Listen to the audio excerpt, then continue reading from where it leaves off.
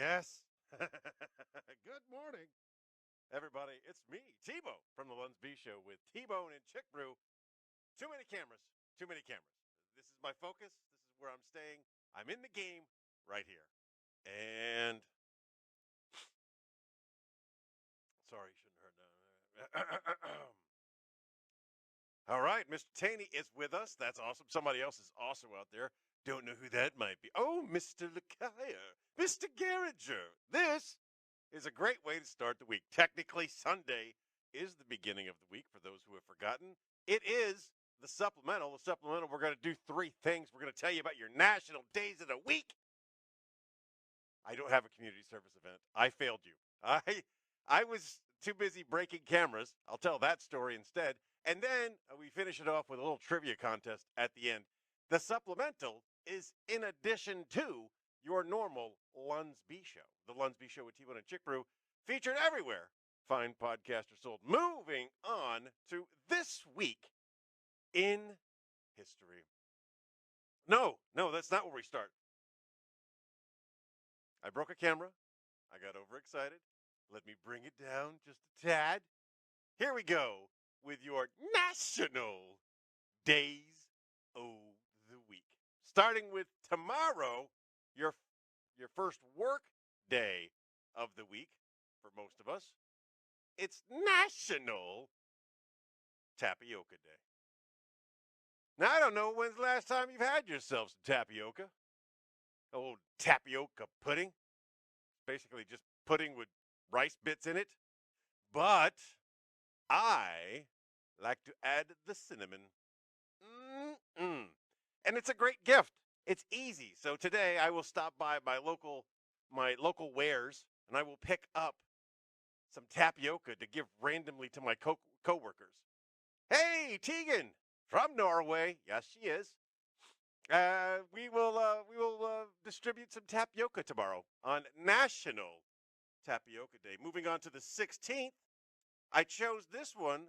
I think you might know why. It's National Personal Chef Day. Now, you may not have your own personal chef, but you have access to a personal chef. If you live in the greater Rhoda metropolitan area, you can hire her. But if you live in the rest of La Mundo, you can ask her questions, ask her advice. Chick Brew is a no-kidding chef. She's got the paper, okay? So on National Chef Day, be sure to think of our own personal chef, Chick Brew. Moving on, Chick Brew Day. On the 17th, for those of you who do not have a personal chef, it's National Hot Dog Day. That's right, National Hot Dog Day. Now you got your choices of hot dogs out there. But I'm going to tell you, ladies and gentlemen, I make no mistake about this. I have had the best. I have had the best hot dog on the planet is without definitely in America. The best hot dog in America is a Thuman's. It is the best. There is no doubt. There is no competition. Thuman's hot dogs are so good that if you are in a state of bereavement, because I am a man, I'm not going to send another man flowers. I will send you hot dogs. In a state of bereavement, Sheldon Cooper, he would give you a warm beverage. T-Bone sends you hot dogs because they are you can deliver them nationally. And randomly, I think I'm going to send somebody. I'm just going to send a random package of hot dogs to somebody on the 17th, National Hot Dog Day. On the 18th, really slim pickings. Nobody wanted to make anything on the 18th of July. And I found out there's a little process that you can go through where we could make the Luns B Show, the National Luns B Show Day. We could actually go through that process for a little bit of coinage. So the 18th may be a great option because it's really ain't got much there. But speaking of rare, it's National Caviar Day. Yes, and when you eat caviar, you must speak like this. You must. You. Winston, what was Thurston. Thurston Howell. Yes, Thurston Howell. We must all speak like Thurston Howell on the 18th National Caviar Day. You are a liar, Brian. It is not Sabrett's, okay? Thuman's got that snap in that quarter-pound dog, all natural casings, 100% beef. Don't be bringing that Sabrett's BS in here. Let me tell you how you know it's not Sabrett's, because you can buy Sabrett's in warm water on the streets of New York City. That's an indicator that it's not a quality hot dog. If you can buy it in warm water on the streets of New York City, it's not a quality hot dog. Yes, lovely. Yes, Thurston Howell the third. He was the third. Good. Thank you, Mr. Taney, as always. Moving on to Friday. This coming Friday, it's National Daiquiri Day. Now, in the previous episode, I failed you because I didn't remember what the contents of a pina colada were or how to make one, and I didn't take the time to look it up. But when it comes to National Daiquiri Day, I need no assistance. Here's what you need. You need rum to your tasting. You need ice, right? And you got a blender. You got a blender, ice, rum, and make life simple. Get you the margarita mix or the daiquiri mix. It's called daiquiri / margarita. Whatever. Just get you the mix, whether it be strawberry or banana or mango, whatever it is. Just buy the mix. Because ain't nobody got time, and shouldn't nobody be playing, shouldn't nobody be playing with knives when alcohol is involved. Buy the mix, pour it in the blender, put the ice in, put the rum in to your tasting, and enjoy National Daiquiri Day, Friday the 19th. I wonder if that's a floating holiday. Did they set it up so that's always going to be the third Friday in July? Because if they did, muy inteligente. Thurston Howell III and his lovely wife, Lovey. Yes, Lovey. She had an actual name, didn't she? Did she have an actual name other than Mrs. Howell and Lovey? I don't know. We're not doing trivia right now. Here we go to the 20th of July. It's National Pennsylvania Day. It always strikes me as odd that states have a day, but on the 20th of July, you will all recognize Pennsylvania. I'm now a proud Pennsylvanian. Well, not so much from yesterday. Not going to get into it. Not going to get into it. Very sad day for America, but moving on. Mr. and Mrs. T Mix. Mr. and Mrs. T. Don't. Oh, okay. Yeah. Your daiquiri T Mix. Yeah, Mr. and Mrs. Gotcha. Moving on. Finally, next Saturday. No, that's Saturday. Next Sunday. First of all, when it comes to floating holidays, this should obviously be a floating holiday because it involves taking something to work. Now, can you guess what is, I'll give you a second to answer. This isn't trivia. There's no points being awarded. Points! What is the craziest thing you can think of that would, no kidding, be a national bring your blank to work day? I'll await your responses. While you're responding, and because there is a time delay, I'm going to tell you, I set up another camera. I got multiple cameras set up now. I'm doing better all the time. You got this camera, hi, right there. I'm pointing, and then I'm going to switch it over here. Oh, look, now I got that camera that's over there. That's a good one. Remember, I'm just giving you time to answer the questions. I see Roger with Orca. That's very good. I have a guest camera that I set up, and while I was setting it up, yep, I broke it. That's me doing the things that I do best. I break things. I very much battery-operated boyfriend. Thank you, Tegan, but we know that that's your everyday. I see you and James are on the same line of thought there. That's very funny. That would be a good day. We should sponsor National Battery Operated, Bring Your Battery Operated Boyfriend to Work Day. No, first of all, it's on a Sunday. Alone ahead, take your.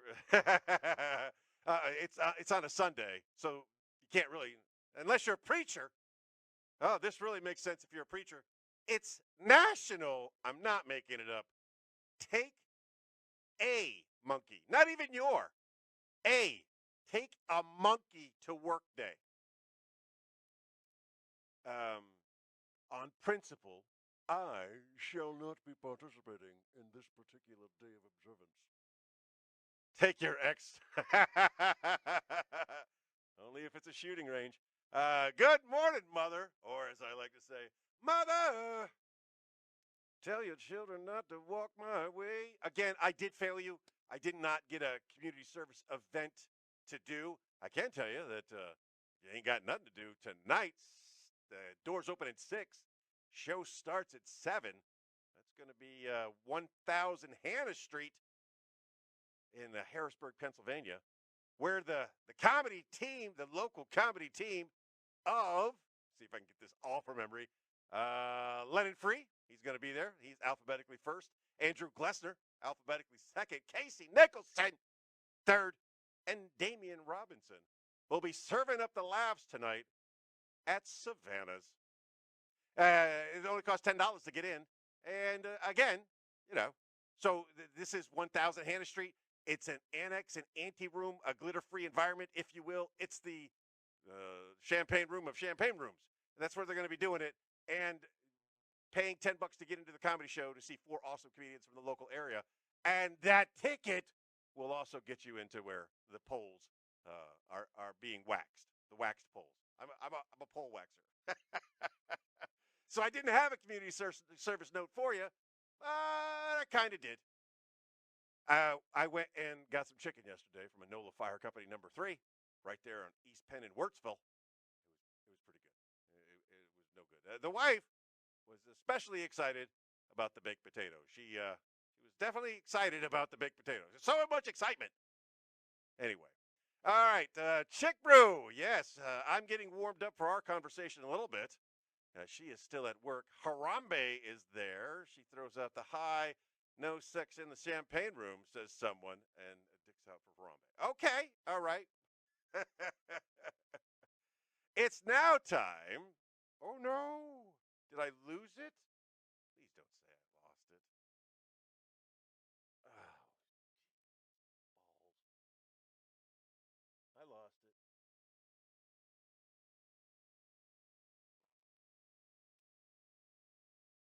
Bear with me, please. I had this all set up and ready to go. Ready to go. And see if I can get it back. Yes. There we go. All right. Now, man, please. What's going on with the window there? I don't know. Oh, because shoot. All right. No worries. No worries. Watch this. That's gone over there. And then this is back over here. And I know you can see the comments, but it's helpful for me to be able to see the comments. Here we go with this week in history. Trivia! I'm in a strange mood this morning. I got another green shirt in, and I had to find a makeup shirt, and my makeup shirt is strangling me. Not true. Not true. All right. Champagne room isn't it till tonight? Here we go. Question number 1 out of 7. There are only 7 questions. We will all do our best to answer them together. Question number 1. Who led the Spanish conquest of the Aztec Empire and defeated a numerically superior Aztec force in the Battle of Utumba in Mexico? That is a really wordy question. I don't know if we needed numerically superior Aztec force. It's just what Spanish conquistador beat down the Aztec Empire is the question. Tegan is already using her multiple choice answer of C. When in doubt, Charlie out. I can tell you C's not right. Taney with Cortez, spelled with a Z, he goes. No accent over the E, Mr. Taney? Is it, for those of you waiting for your multiple choice options, why is the AC on? And I got to turn my microphone down and I have to yell more. So you don't hear the drone. Your options are, of course, Hernan Cortés, Francisco Pizarro, Ferdinand Magellan, or, I forgot how to say his name in Italian, Christopher Columbus. Those are your options. Where is that thing on the keyboard? Oh, okay. That's good to know that you can't hear the AC. I can hear it, and I don't want you to hear it. Those are your options: Cortés, Pizarro, Magellan, or Columbus. I got a Cortés.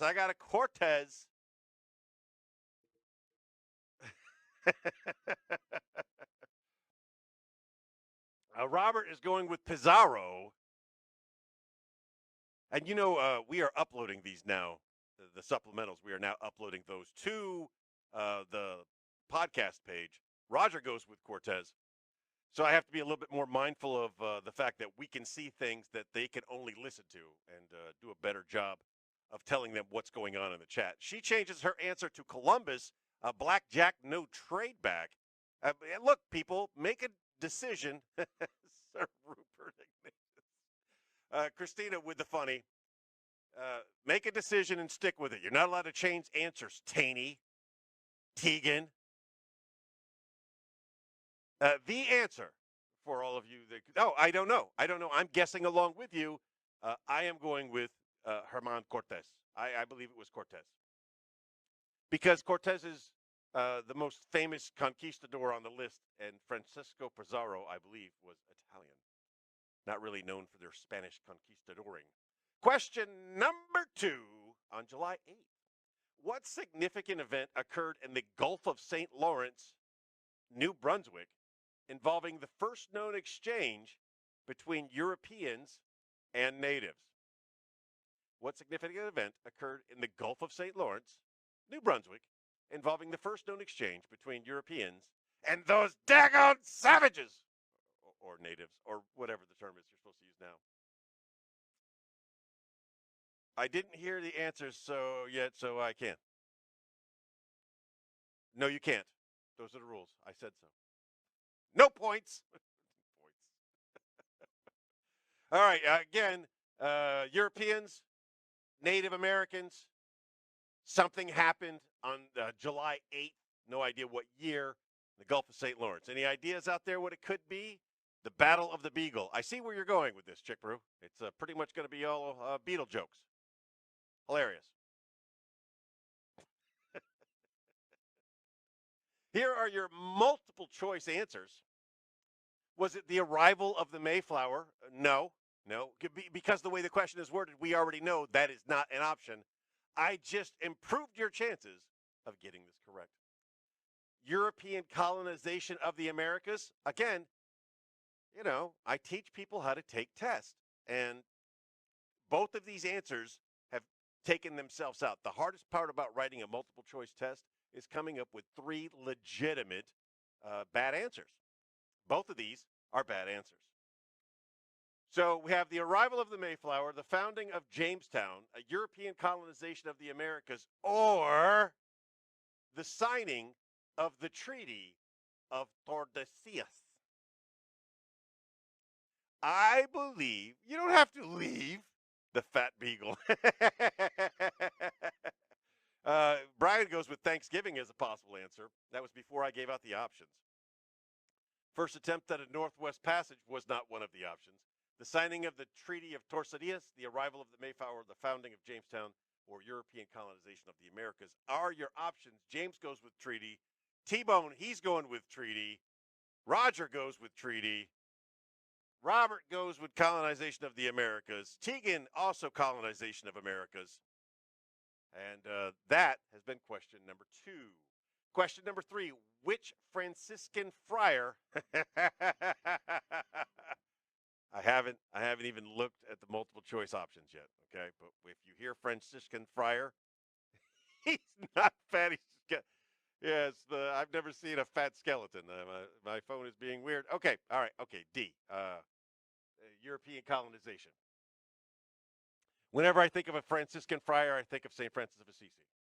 I have to. It always comes to mind. I don't know if that's one of the options that we're about to be provided, but he is my answer.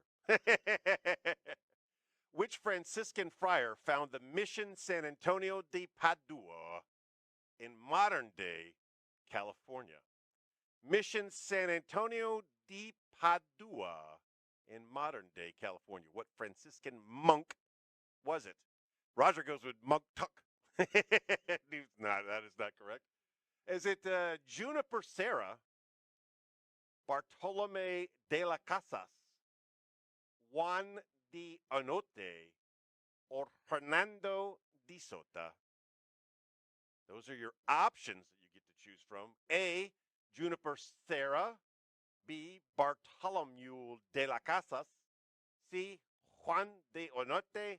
And D, Hernando de Sota. I got a Juniper. I got Friar Tuck. Still funny. Tegan's going with answer A, Juniper. Robert is pretty much sticking with D all day. Robert gets the D. He's going with Soto. Taney, Mr. James Taney's going with Bartolome de la Casas. And Roger sticking with Friar Tuck. I agree. T-Bone's choice on this one, Hernando de Sota. That's my guess. I'm pretty confident on that one. Out of all of those names, that's the one I recognize the most. Bartholomew de Dog. Number 4, on July the 10th, what river did Alexander Mackenzie hope would take him to the Pacific, but it turned out to flow into the Arctic Ocean? Talk about a mistake. I don't know what's going on. The Casas guy was Brian's guess on the previous question. Keep track of your own answers. I can't keep track of them for you. And I need a comment because right now we're looking at viewers versus comments, and it's a number I don't like. So here's my comment. Question mark, exclamation. Yep. There's a new comment. La, la, la, la. What river did Alexander Mackenzie hope would take him to the Pacific that turned out to take him into the Arctic Ocean? Alexander Mackenzie, don't really know the name. I'm assuming Canadian. Choices are the Mississippi, the Columbia, the Mackenzie. How cool would that be?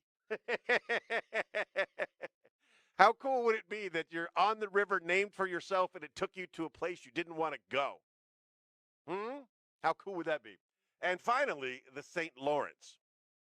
So we know where the St. Lawrence dumps out into, the Gulf of St. Lawrence, which, by the way, is right up there near New Brunswick, not the Arctic Ocean. The Mississippi, it doesn't go through Canada. The Columbia definitely could reach up there. As strange as this sounds, I think I know my answer. All right, looking at your comments real quick. I got to scroll up because, all right, there's mine. Roger goes with the wrong river. I agree. That's funny. And yeah, if the joke's funny, give them a laugh, folks. Brian goes with the Klondike. Tegan, she goes with the Mississippi. A for A. Robert goes with the Mississippi. Maybe he named it. See, that's Jeremy Hines opining. Taney with the Mississippi. The Chick Fruit with the Great River Hound Dog. T-Bone's guess on this one, as strange as this sounds, I believe the river that took him to the wrong place is named after him, and I think it's the Mackenzie River. Because that's things Canadians do. Question number 5. We'll find out all your answers in just 2 more questions. On which date did the French Revolution begin with the storming of the Bastille prison in Paris? Here's a clue. Camera's over there. Here's a clue. If you know what day Bastille Day is, you know the answer to the question. I know what day Bastille Day is. Do you? All right, the Great River Hound Dog, Mackenzie, I am changing. Too late now. We already moved on. You can't change. What date did the French Revolution begin with the storming of the Bastille prison in Paris? Thursday. The one you are thinking of. Excellent answer, Jag. Excellent answer.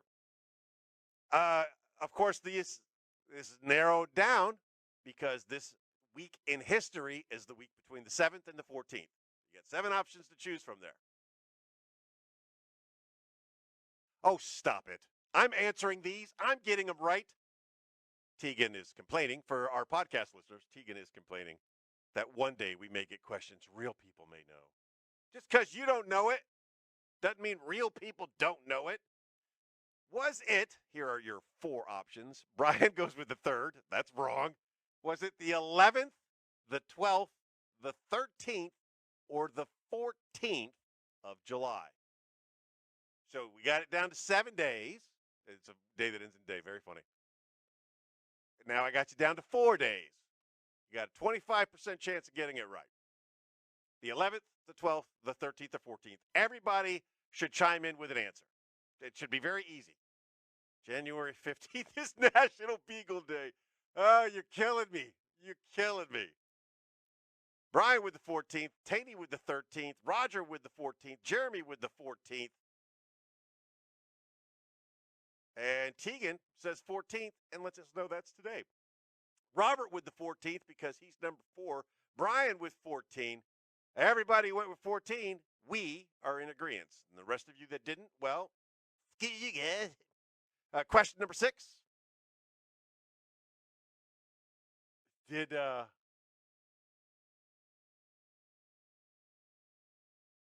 I'm changing my answer. Everybody else has changed their answer. I'm changing my answer.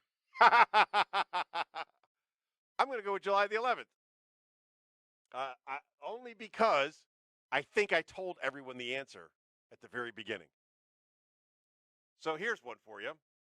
On July the 12th, what standardized text of Latin Mass was introduced by Pope Pius V in 1570 and remained unchanged for 400 years? Standardized text of the Latin Mass introduced by Pope Pius V in 1570 and stayed that way until 1970. Tegan is complaining that I changed the rules. She'll get over it. Your multiple choice options out there for those of you who are not down with the Catholics. Option A, the Roman Missal.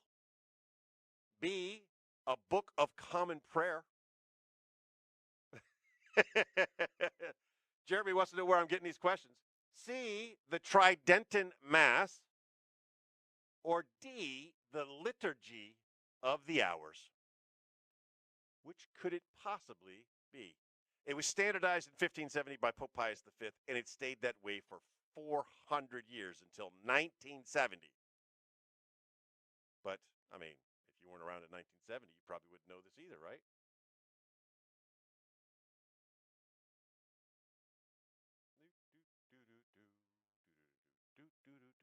All right, Rupert the Missile, that's funny. She's killing me today. The Unchained Melody, that's funny. B for the book, Liturgy for the hours.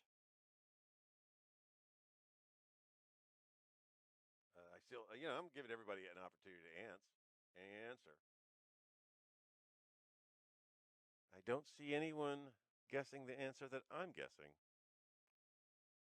Howling the Song of My People. In case you don't know, she has a beetle, and they howl, and that is the song of their people. T-Bone's answer, okay, Brian with the Missal. T-Bone is also going with the Roman Missal as the standardized Mass for 400 years. And then they changed it when I came around. Finally, on July the 13th, what U.S. president opened the Expedition of the Industry of All Nations, a World's Fair, at the Crystal Palace in New York City in 1853? What U.S. president opened the World's Fair at the Crystal Palace in New York City in 1853? An even easier way. You just take out a bunch of the words. U.S. president, World's Fair, 1853. Who was it? You know your presidents. You know the answer. This one's not a hard one. It's 1853. And option A is Abraham Lincoln.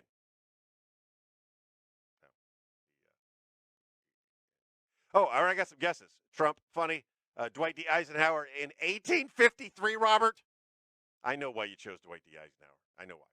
Harding, another Trump, very funny. Everybody's got jokes this morning, and I'm okay with that. I'll come back and smiley face you later. President Rupert, funny. She's killing me. And Tegan is going with John F. Kennedy Lincoln, which I think is a funny choice. Here are your options: Lincoln, Andrew Johnson, Franklin Pierce, or James Buchanan. I'll take three presidents that no one can remember for 600. Lincoln was not around in 1853. Or was he? I'm getting my dates screwed up. Was it Abraham Lincoln? Was it Andrew Johnson? Was it Franklin Pierce? Or was it James Buchanan? All right, going back over to the chat. Let's see. I got Abraham Lincoln. What was the mixture of Adolf Hitler and Abraham Lincoln on Rick and Morty? Bernie Sanders. That's funny. No, I was saying just kidding, Lincoln. Yeah, I know, but I thought JFK Lincoln was funnier. You're welcome. Robert, with a serious answer, he's choosing Buchanan. Johnson, he's a partier, so says Mr. Taney. Google said Biden is what Brian has to offer.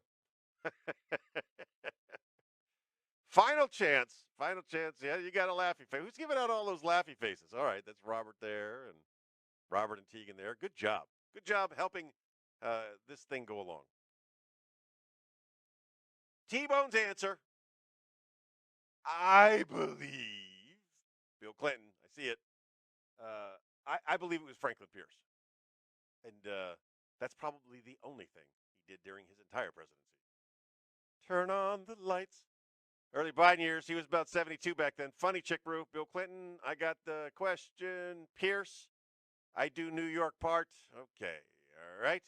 Now it's time to find out. Buchanan is from Pennsylvania. The house is in Chambersburg. I'm telling you, Mr. Taney knows everything. He's a smart man, and I enjoy having him in my life because he teaches me things I didn't know. Like Buchanan's from Pennsylvania, and his house is down near the Parks Casino in Chambersburg.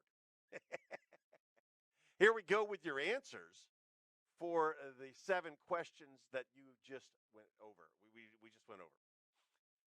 Who was the Spanish conquistador that conquered the Aztec Empire? If you answered Hernan Cortez, you were correct. I chose Hernan Cortez. 1 for 1. Number 2, significant event took place with the Indians and the Europeans at the Gulf of St. Lawrence, New Brunswick. What was it? Son of a gun. They listed it as the European colonization of the Americas. So, Robert, I think you're one of the few people who chose D there. I retarded it as a legit defense. Clint Eastwood, I do my part. Buchanan's from. All right, we're all caught up. Robert's complaining the game is rigged, even though he just got an answer correct that I don't think anyone else got. So, question number 2. 1 for 2. My score. Just keeping my score out loud.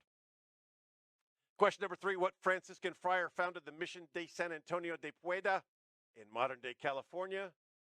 Those of you who chose Juniper Serra, congratulations. I did not. I am not doing good this week. 1 for 3.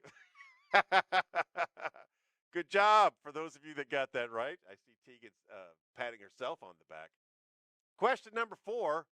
Alexander Mackenzie, he wanted to go to the Pacific. He ended up in the Arctic. What was the name of the river? It was the Mackenzie River. The question I have, the thing that makes me laugh, was it the Mackenzie before or after he found out he screwed up? I think that's funny. If you answered along with me on that one, you would be correct. 2 for 4. Question number 5. What date did... Son of a...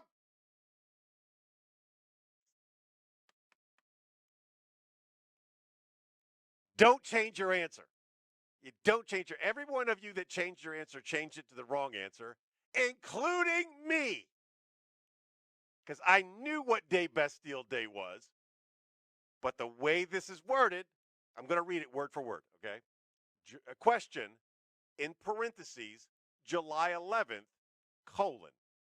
On which date did the French Revolution begin with the storming of the Bastille prison in Paris? 714. I knew it. I knew it. I knew it. It is the 14th. It is the 14th day of July. I know this. But because it said question, July 11th in parentheses, I changed my answer to July 11th. And I'm wrong. Wrong. It was the 14th. Son of a beagle. That's a good one. I like that. Trump lives in Florida. Just random trivia for Brian. Thank you. Appreciate it. Jeez. 2 for 5. Question number 6. What standardized text? I don't know what that noise is. Oh, there may be a hot naked person standing above me. I'm right underneath her shower. And maybe you hear it, maybe you don't. Anyway, question number 6. Standardized text of the Latin Mass introduced by Pope Pius V and stayed that way for 400 years. What was it? It's the Roman Missal. And if you're not Catholic, no points taken off of that. You should be fine. Yes, you should always follow your own rules, especially when there's 3 E's and C. And finalmente, question number 7, July 13th, 1853, who opened up the World's Fair? If you chose Franklin Pierce, you are correct. Good job, everybody. This has been a fun way to start off your Sunday morning. It's the Supplemental. We do it every week at 10:30. In just an hour, 2 hours from now, I'll be recording a new episode with Chick Brew of the Lunds B Show. You can find that anywhere fine podcasts are sold. Be sure to look us up on the Facebooks and become a member of the crew there. Join us on our fan page by searching the hashtag LUNSB. Thanks for being a part of today's Thingamabobadoo. It's a Thingamabobadoo. Yes, that was the last one. I don't know why she's looking for more. All right, ladies and gentlemen, I remind you today, as I remind you every day, just be the best person that you can be. And if you were a great person today, be an even better person tomorrow.